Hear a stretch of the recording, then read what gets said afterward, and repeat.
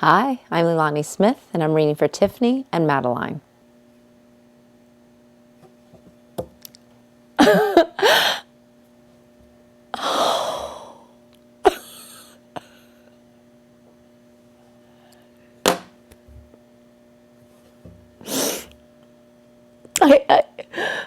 I can't believe this. It's just a home test. It's not a final verdict. I mean, it's not enough that I spent like the last 4 months of my first year of teaching, a job that I happen to love, mind you. You're a wonderful teacher. I'm in front of a computer attempting to convince 4 classes of 20 plus 12-year-olds that history is actually important. It is so very important. Especially right now. You're doing the Lord's work.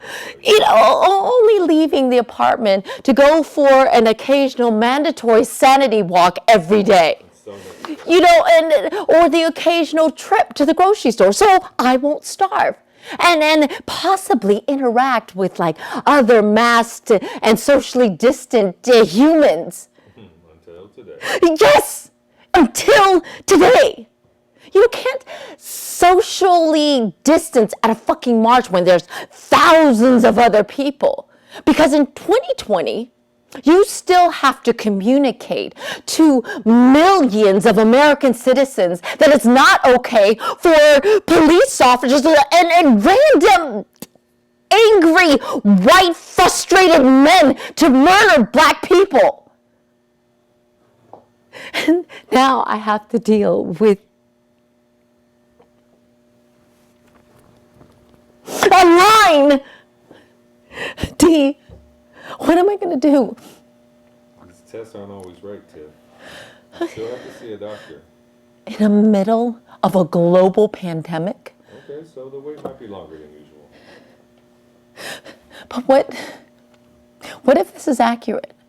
I mean, hasn't the year done enough to throw a monkey wrench into my plans? I mean, we were supposed to be going on a cruise next week. I was just going to tough it out in the classroom for like 4 years and then start working towards my master's in ed leadership and then my PhD and become either a sexy yet respectable assistant principal or go into curriculum design. You can still do all of those things. This line won't stop that. But I won't have time. Here we go. I won't be doing them on time. Deidre, you know that my whole entire existence is about meticulous scheduling and planning.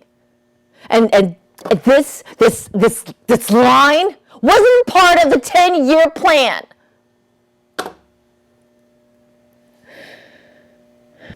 I was still living in Charlotte at the time, and I get a call from my mother in the middle of the night, and she's crying and panicking, talking about Teresa and some of her goofy-ass friends just got themselves arrested at some protest down in Atlanta.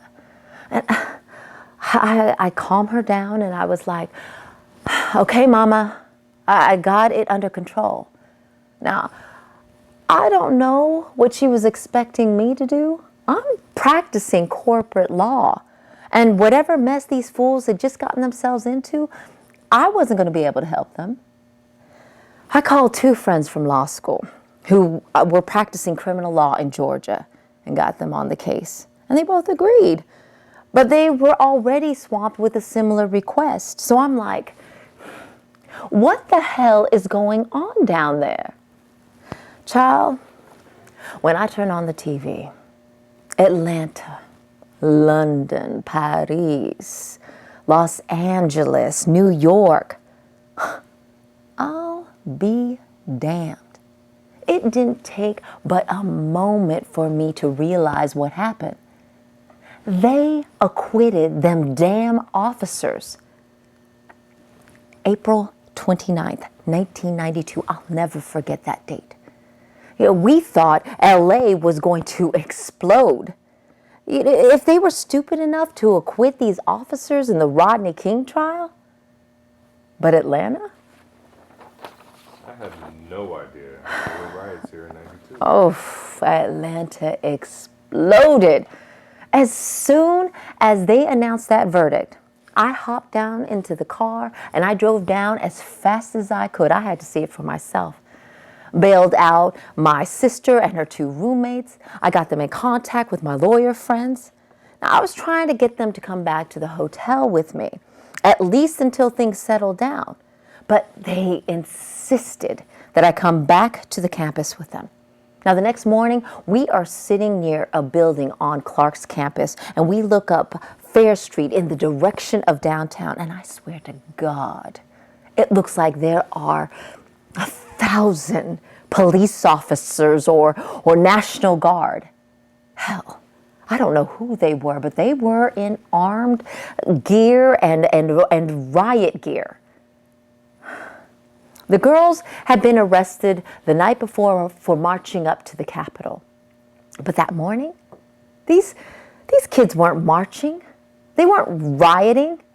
They were sitting around peacefully strategizing about what their next move might be. Yet the city, the state, hell, maybe it was some of them Negroes in the administration at the schools. Somebody called this armed militia onto their campus to harass and provoke these young black students.